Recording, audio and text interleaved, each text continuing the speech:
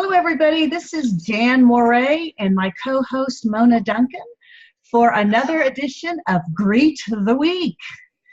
And today we're going to talk about somebody else's work in conjunction with Dr. Glass's work to see if one supports the other. And one of the things that has been coming to mind with me is the whole deal with choice theory is we've been trying to become evidence-based.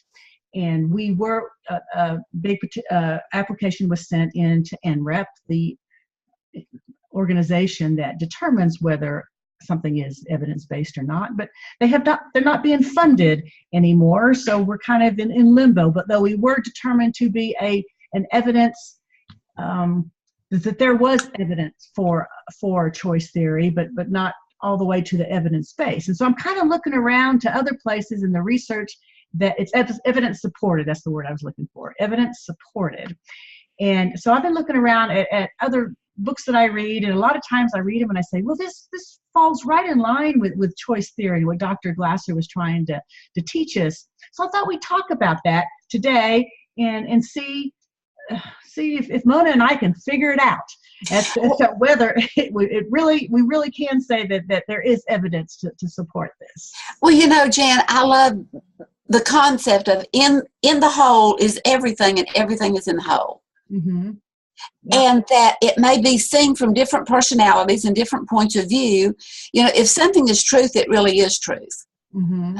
I was working with a client the other day, and I like to ask, what chose you to choose me as opposed to others that are available? And she made the comment she said, well, I really liked what you had on your blog on your website about what reality is. And I said, well, what is reality? And, she kind of hem-hawed, and I said, well, it is what it is. Mm-hmm. It is what it is. Whether we want it to be or not, reality is what it is. And that's kind of the thing of truth. If it's true, it's true. If it's not, it's not. Yeah. And no matter the verbiage we use and no matter the way we look at it, if it has an element of truth to it, then it's going to stand. And so as we began to talk, and, she was giving me some of the particulars, we kind of broke it down. I said, so your reality is that this particular person is wanting to be a part of your life, and you're not. That her reality or that person's reality is they have a right to be a part of your life, and your reality is you don't have a right to be. Mm-hmm.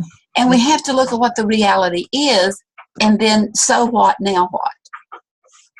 And so the reality is that what we think is that thoughts become things. They do, absolutely. They do. They do. And our thoughts, as we dwell on them, not only do they become things, and part of the things they become is emotions. Mm-hmm. Yeah, yeah. And it depends on how we think about the situation, the reality, whatever the reality is, whether we like it or dislike it. Yeah.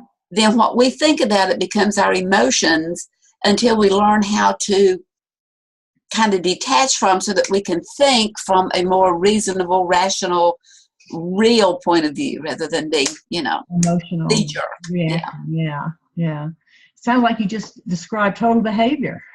Exactly. Yeah. It's our total behavior, which is everything about us.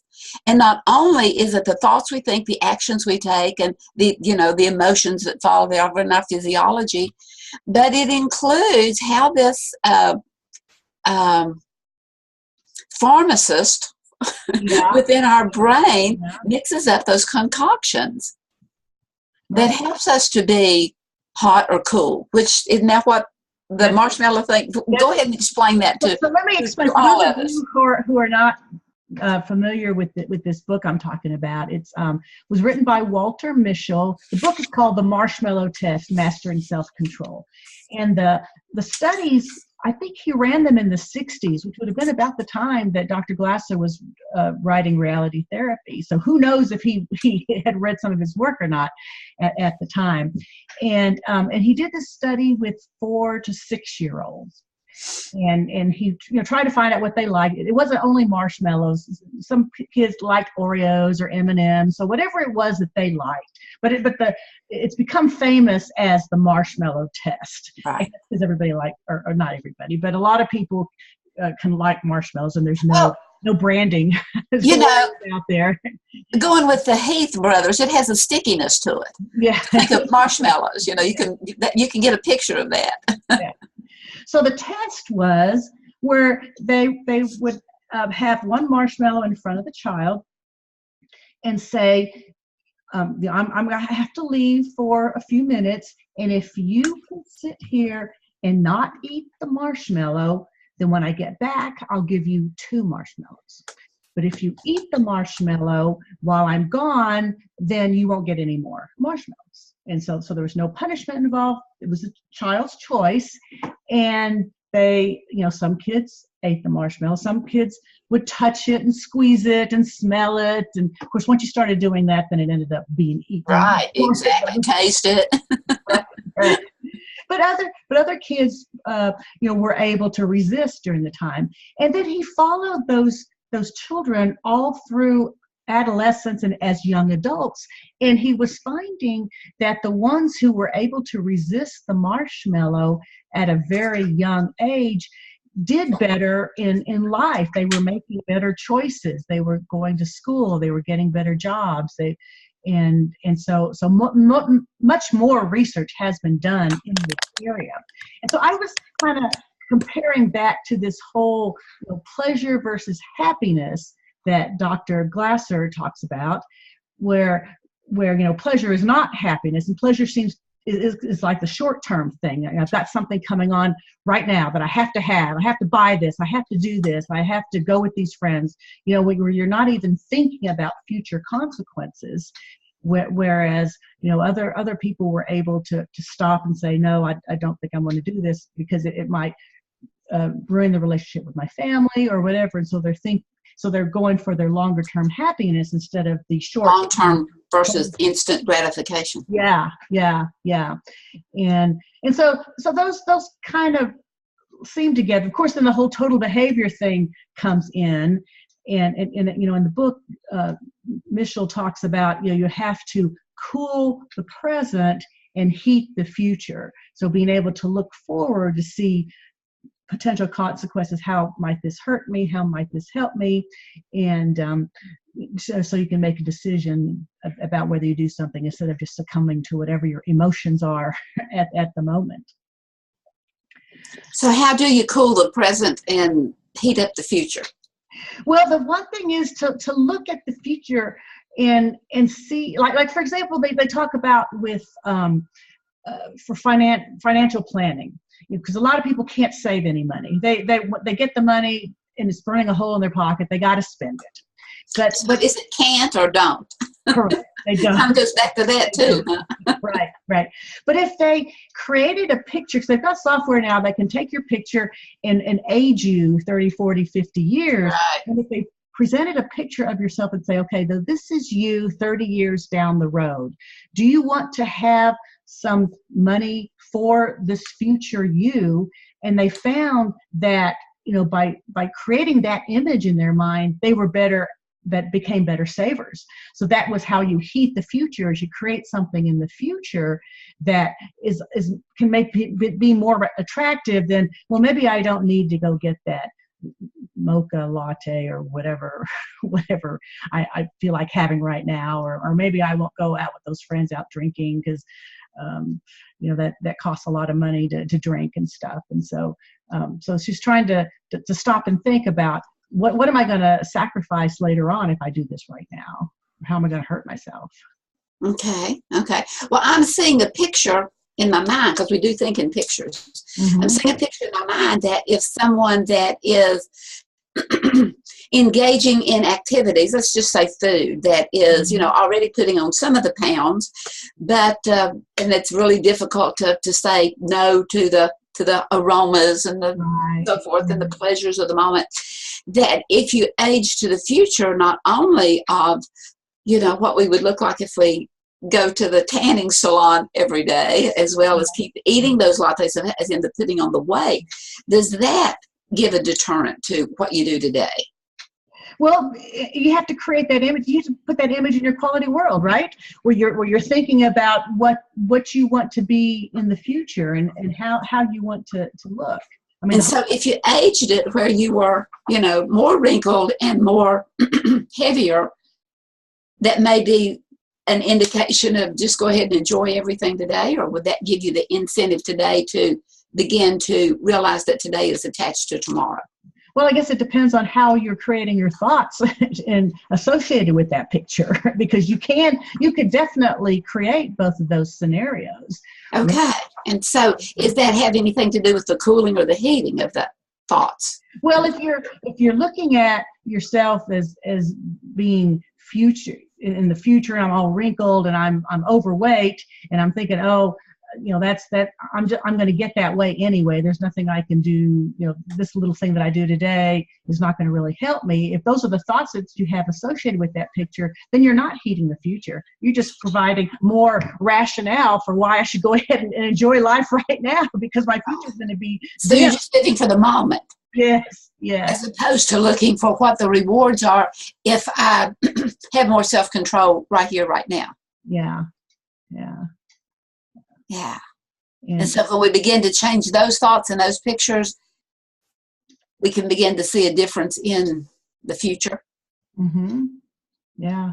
And I've always been one of those people that looks at the future and, wants to make sure that I get the benefits that I want. But a lot of times what you have to go through right now to get there. Well, like, for example, if you are thinking of yourself as being thinner later on, or even the financial thing, it's a lot of pain right now. If I'm barely able to make ends meet, and if I put away money that I'm going to have to sacrifice some things now, I mean, that's hard for me, because I enjoy doing those kinds of things. And so there's probably some pain that you're going to have to endure right now in order to get there, to start putting the money away. Or if it's losing weight, I'm going to have to I'm not going to be able to eat those things that I so enjoy. And so that's going to give me some pain right now. But to keep looking at that future thing, but nothing tastes as good as thin feels. Have you ever seen that? Yes, definitely. Yes. And it's like, if you can believe that can become your mantra, then you can say, well, okay, I'm not going to eat, this chocolate pie that looks so good, because I know it's got all these extra calories that I don't need right now. Or maybe I'll go walk around the block another time, or do some other exercises to help me. And so sometimes you do have to endure some pain right now. So you need a real vivid picture. You have to really heat up that future in order to be able to endure what you're going through right now. Right. And so the heat of the moment releases the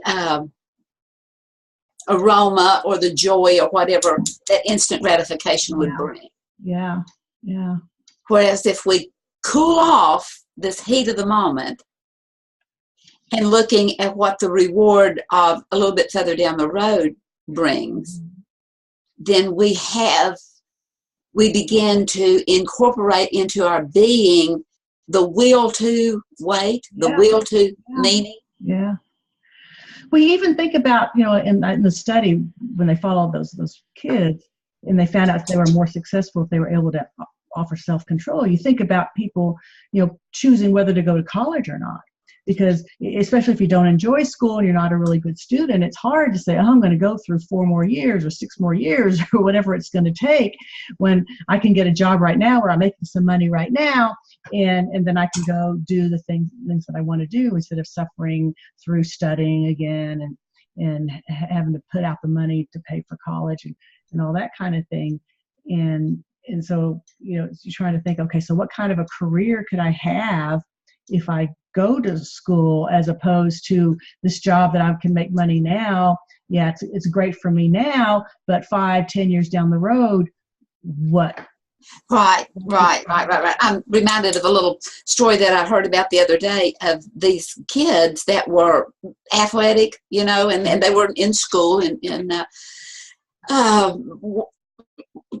jocks and all this stuff, but they were questioning with their teacher, well, why do we have to study algebra? Why do we have to study all this stuff? It doesn't matter to me.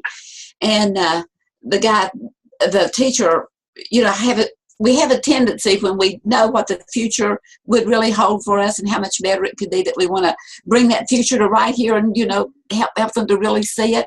And I love the response of the teacher. The teacher said, well, probably nothing. Math's not going to be that big a deal for you, And he says, well, just like you're training to be, to be the best football player. He said, how are you going to serve that in the future? Of course, a couple of them had, how they were going to serve it, because they're going to be these big Dallas Cowboys or the U.S. Steelers or whatever. And anyway, he said, no, he said, just think about it. He said, you do all this bench pressing, and he said, when are you ever going to find yourself out in the middle of life, lying on the road with somebody having put a 100-pound weight on you? He said, it's just not going to happen. But if it does, because of your training here, you may be able to free yourself from that is on.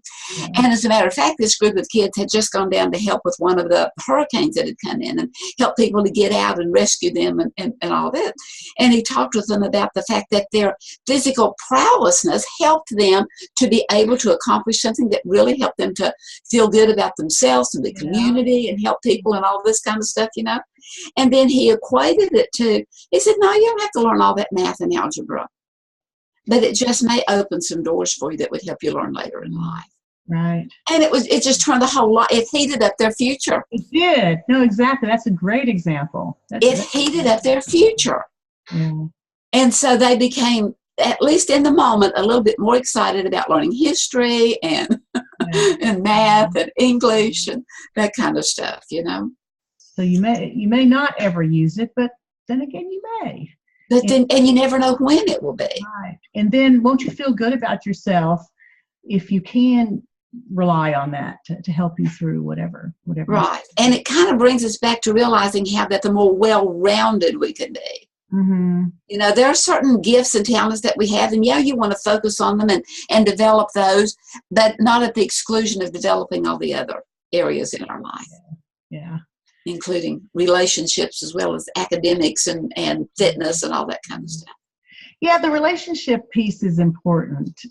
That a lot of times, especially in business, isn't given the credit it's due, the importance, as much importance as it's needed, because those relationships, we need to have those to survive. We need to have them to be happy. And if we're doing things that are breaking those relationships, if we're wanting to go out drinking with our buddies because, that's the thing they do, but we know that our spouse is at home waiting for us and we don't call and, because we just don't feel like it, that's hurting the relationship. So that's another way to heat the future is to look at how can I keep my relationship going and what's going to be good for that so that my spouse doesn't get upset at me because I'm never home or I'm always out with other people or whatever the case.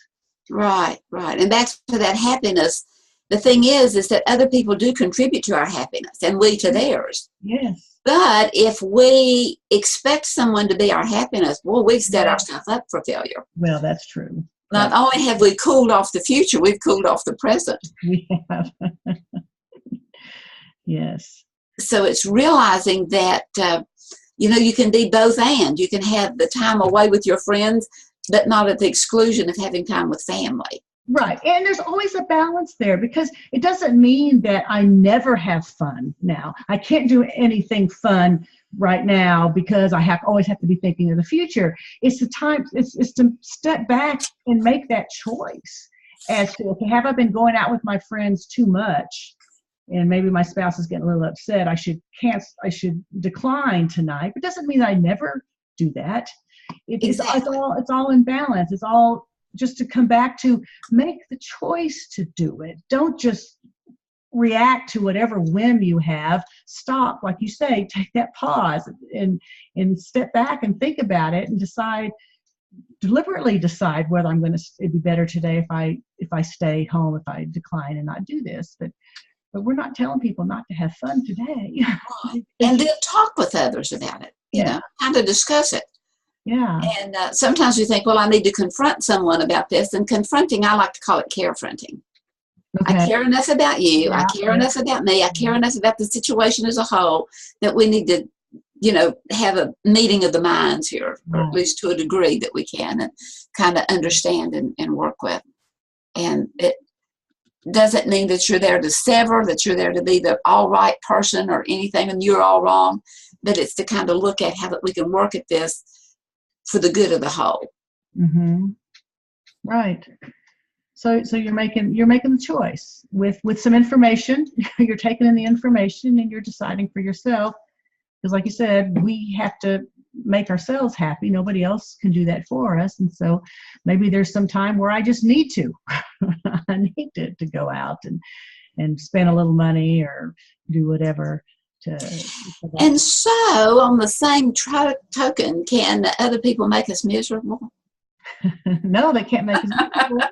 So we like to blame them because we don't want to blame ourselves.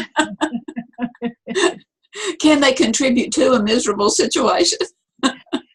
They can, but it depends. It goes back to our thinking. How do we think about the situation? Do we really think that they are trying to make our lives difficult?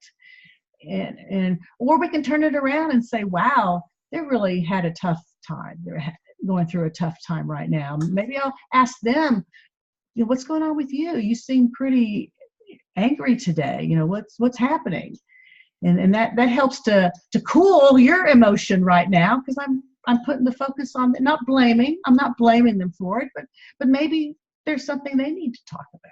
Yeah. Well, what if they don't want to talk about it? Or they don't. They say, well, they may not.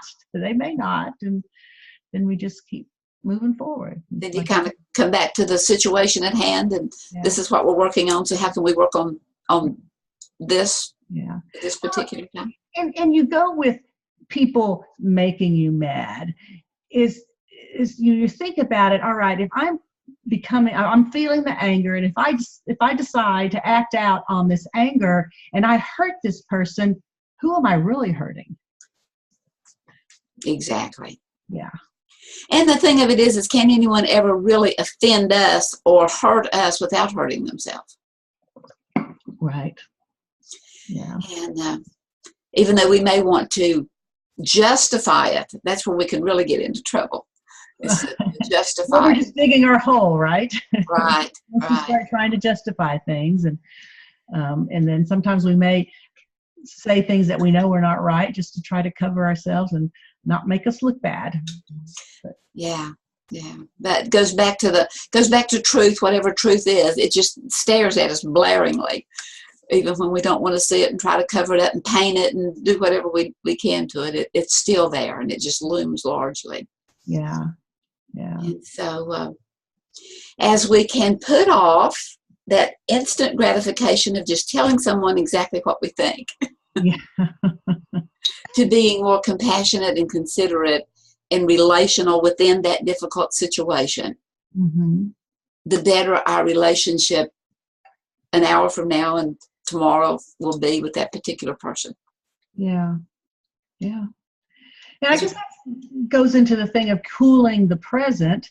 So if you do switch your thinking to something other than what's behind the emotion that you're feeling, dwelling on that emotion that you're feeling is probably just going to result in your, justifying that emotion. Whereas if you're trying to think of what else could be causing it, what else is going on at this time, then maybe it helps to cool the emotion down and say, okay, I can feel emotion for somebody else. So that cooling the present, does that go back to the archaic once upon a time count to 10? Probably. I remember those. It brings back some memories. Yes, count to 10. Yeah.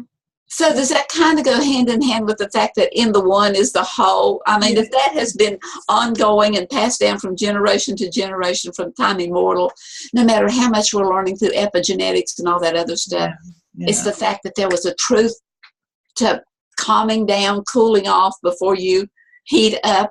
Yeah. Or heat up more. Yeah, right. You already heated up a little bit, right?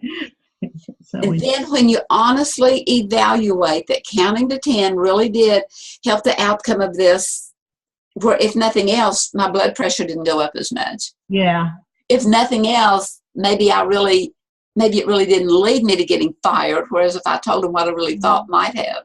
Yeah. So as we begin to self-evaluate that maybe it did turn out a little bit better, even though I really would like to jab that person, give some kind of a jab in there.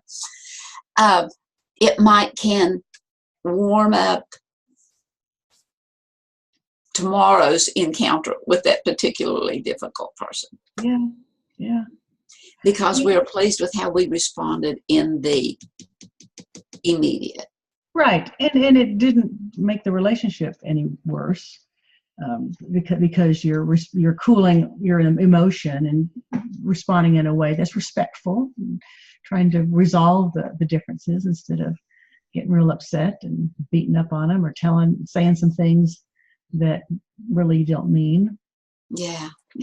So we're always wanting the secret for success. Right. And it's been around all along. It has. We keep wanting to find something that's so easy, though, that doesn't require any pain, doesn't require any work, that's just happy, that we can just be happy all the time. But it's not easy. It's not something that you can just flip a switch and then everything's perfect from then on. You constantly have to work at it. It's like losing weight. If you lose weight, you're not going to maintain that weight if you go back to all your old habits. You got to work at it every day. Same with being happy and being successful, as you've got to stay at it. Yeah. Well, this has been interesting, and thank you for bringing up and that we're talking about the marshmallow. You want to wrap it up for us? Yeah, sure.